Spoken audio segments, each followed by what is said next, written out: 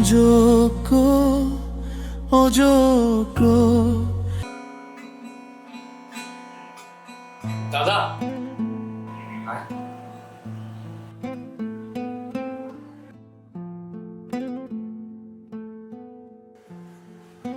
নে ব্রেকফাস্টটা করে নে। মা তোকে বলেছে আজকে লুচি খেয়ে স্কুলে যেতে, আর তাই এখন গরম গরম লুচি আর তরকারি নিয়ে চলে এসেছি।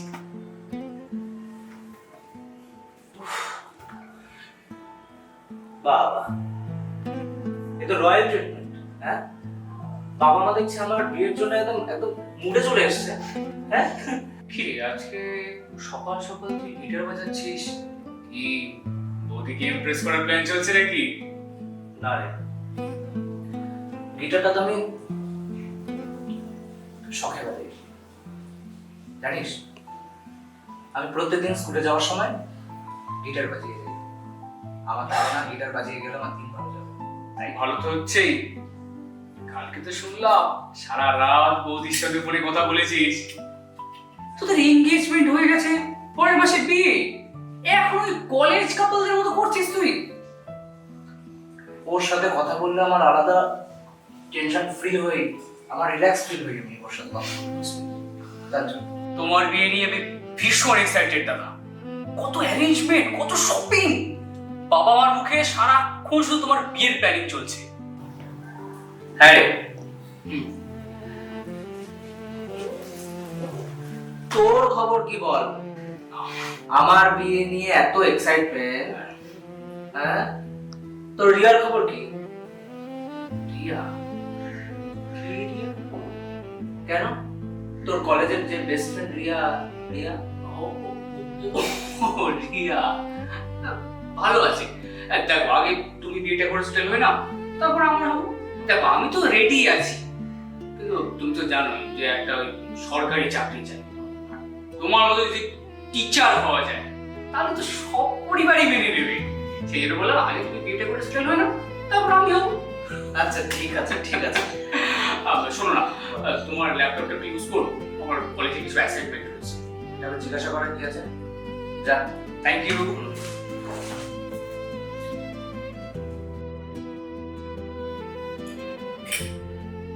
হ্যাঁ রে ভাই, তো কলেজে ক্লাস ঠিকঠাক চলছে তো?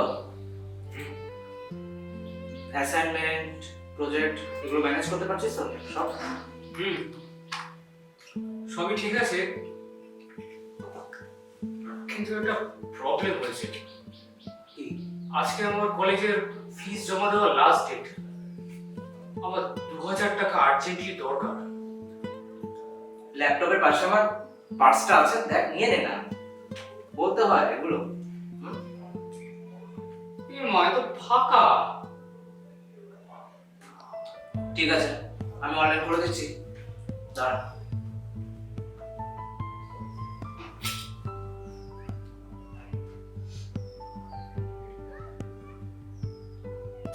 দেখ তো, পাঠিয়ে দিয়েছি, দেখ। চলে এসছে, থ্যাংক ইউ।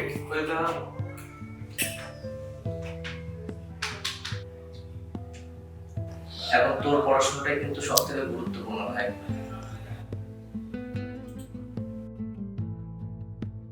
দাদা, তুমি আমার শিক্ষক হওয়ার অনুপ্রেরণা। তুমি যেমন ছাত্রছাত্রীদের জীবন গড়ে দাও, তেমনি আমিও চাই তাদের তাদের জীবনে আসার আলো জাগাতে। তোমার থেকে আমি শিখেছি দাদা, শিক্ষক হওয়া মানে শুধু পড়ানো নয়, তাদের তাদের মনের ভেতরে নতুন আশার আলো জাগানো। তুই পারবি ভাই, তুই পারবি, তুই অনেক বড় হবি ভাই, অনেক বড় হবি। তুই আমার থেকে বড় টিচার হবি, বুঝলি? কারণ তোর মধ্যে শুধু পড়াশোনা নেই, তোর মধ্যে মানুষের জন্য কিছু করার ইচ্ছে অনেক বেশি আছে, বুঝলি? ঠিক আছে, কাজ করে নে। হ্যাঁ,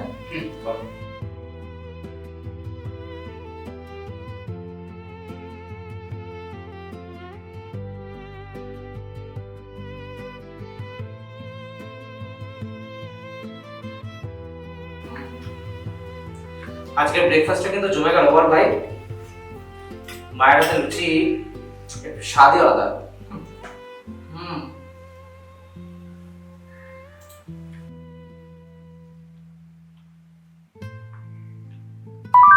WhatsApp message.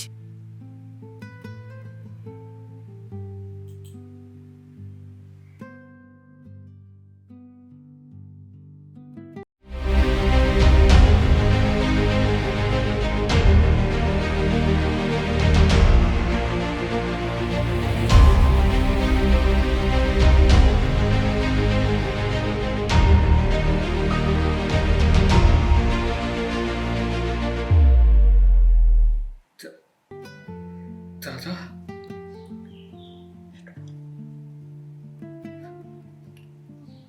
দাদা, দাদা, দাদা, সুপ্রিম কোর্টের রায় 2016 প্যানেলের সবার চাকরি বাতিল।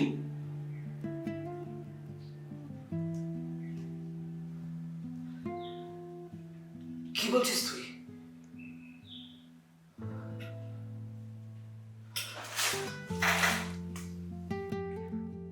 ওই দেখি তো। প্যানেলটাকে বাতিল করা হয়েছে, অনারেবল হাইকোর্টের অর্ডারটাকেও আপহেল করা হয়েছে। হাইকোর্টের রায় বহাল সুপ্রিম কোর্টে। 2016 এসএসসি পুরো প্যানেলই বাতিল। চলে গেল প্রায় 26,000 জনের চাকরি।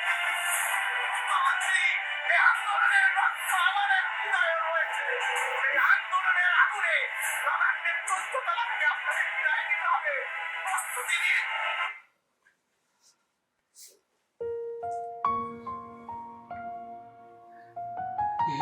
এটা কি হলো রে দাদা?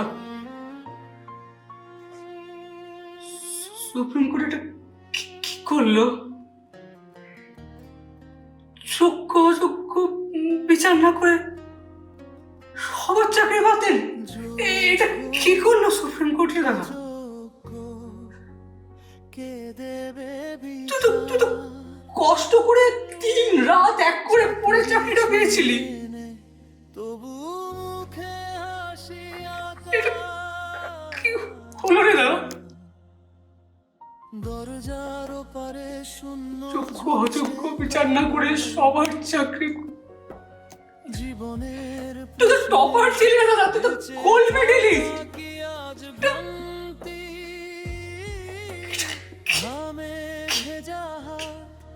নির্বাক চোখের জল, 1 মিনিটের খবর আমার জীবনটা শেষ করে দিল।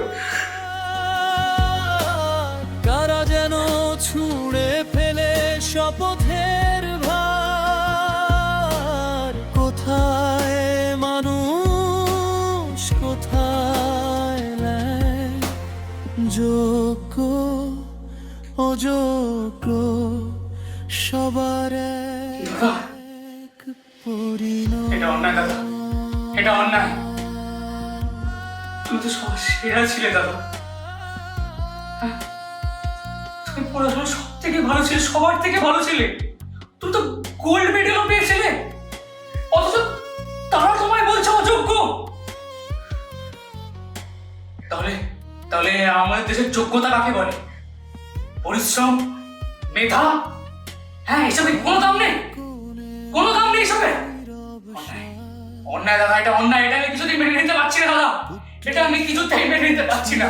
আকাশের আশ, তবু যোগ্য অযোগ্য খোলা ভিতর শূন্য। এটা একটা শব্দ। কে লিখবে জীবনের নতুন ছন্দ? কিসের যোগ্য? পথে জমে কিসের যোগ্য? জিজ্ঞাসার সুর। পরিবারের পাশেই থাকতে পারবো না, এ অন্যায় এই যোগ্যের কোনো মতে হয় না। মানে কারা যেন ছুঁড়ে ফেলে আজকে যোগ্য হলে সংসারে পরিবারের পাশে থেকে সবাইকে ঠিকঠাক করে রাখতে পারতাম। সেই অবস্থা আমার আর নেই রে, আমার আর নেই, আমার আর নেই। অযোগ্য সবার এক সামনের মাসে আমার নাকি বিয়ে। সব মেয়েদের বাড়ির লোক চায় তার মেয়ের হাজবেন্ড সরকারি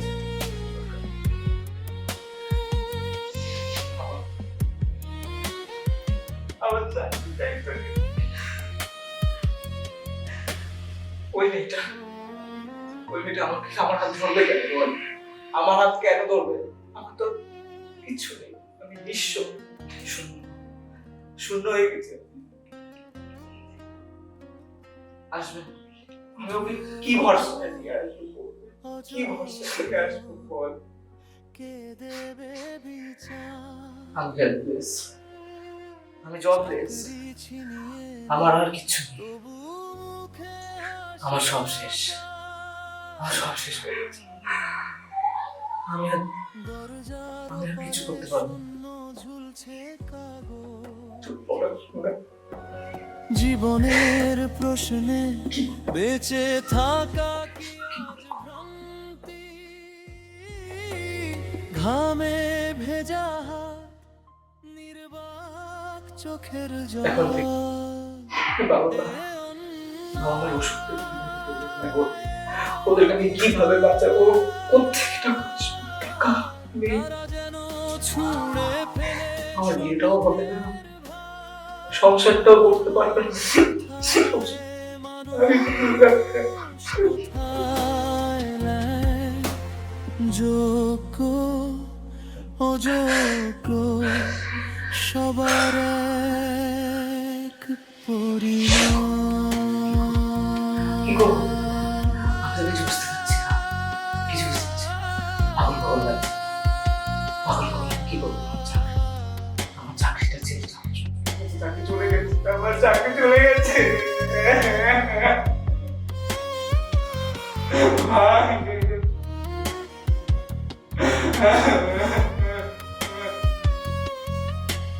বাড়ির কোণে মায়ের না, না, না। নীরব শ্বাস, না না না না দাদা, এটা হতে পারে না।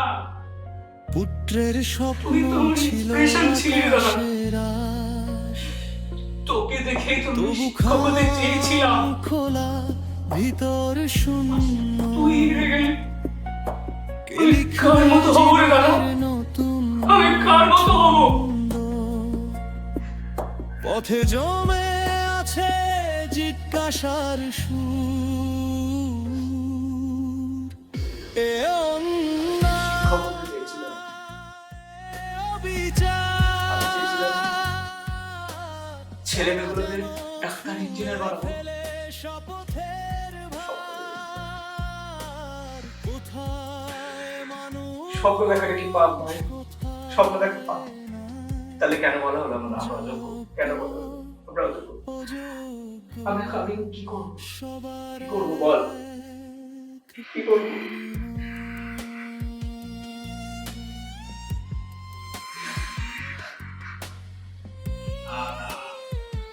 না না রে দাদা, চুপ করে বসে থাকলে হবে না। ওঠ ওঠ, তুই ওঠ ওঠ ওঠ, তোকে শক্ত হতেই হবে দাদা। আমরা আমরা ধর্মঘট করবো, আমরা প্রতিবাদ জানাবো, আমরা লড়াই করবো। এই অন্যায় আমরা কিছুতেই মেনে নেবো না দাদা, কিছুতেই মেনে নেবো না। তোকে নিয়ে আমরা পথে নামবো দাদা। লড়াই,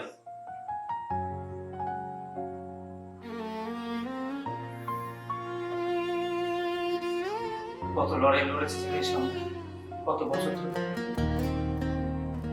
স্লোগান করেছি, রাস্তায় নেমেছি, কিছু হয়নি। যোগ্য আবার যাবো, অযোগ্য আবার দেখবি কালকে আমাদের খবরে কে দেখাচ্ছে দেবে বিচার, আমাদের কপালে কি লেখা আছে লড়াই। চাকরি ছিনিয়ে নে তাহলে কি আমরা চুপ করে বসে থাকবো? মুখে সব অন্যায় মুখ বুঝে মেনে নেবো?